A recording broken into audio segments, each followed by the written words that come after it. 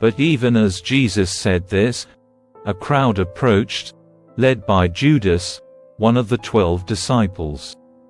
Judas walked over to Jesus to greet him with a kiss. But Jesus said, "Judas, would you betray the Son of Man with a kiss?" When the other disciples saw what was about to happen, they exclaimed, "Lord, should we fight?" We brought the swords, and one of them struck at the high priest's slave, slashing off his right ear. But Jesus said, "No more of this." And he touched the man's ear and healed him. Then Jesus spoke to the leading priests, the captains of the temple guard, and the elders who had come for him. "Am I some dangerous revolutionary," he asked, "that you come with swords and clubs to arrest me? Why didn't you arrest me in the temple? I was there every day. But this is your moment, the time when the power of darkness reigns." So they arrested him and led him to the high priest's home. And Peter followed at a distance. The guards lit a fire in the middle of the courtyard and sat around it, and Peter joined them there. A servant girl noticed him in the firelight and began staring at him. Finally she said, "This man was one of Jesus's followers." But Peter denied it. "Woman," he said, "I don't even know him." After a while someone else looked at him and said, "You must be one of them."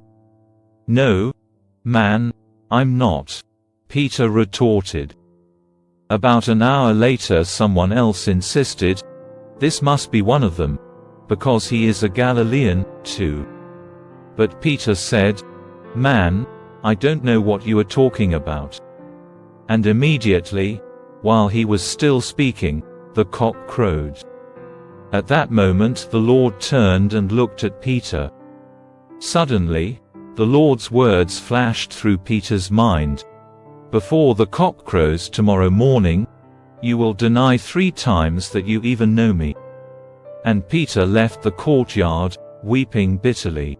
The guards in charge of Jesus began mocking and beating him. They blindfolded him and said, "Prophesy to us. Who hit you that time?" And they hurled all sorts of terrible insults at him. At daybreak all the elders of the people assembled, including the leading priests and the teachers of religious law.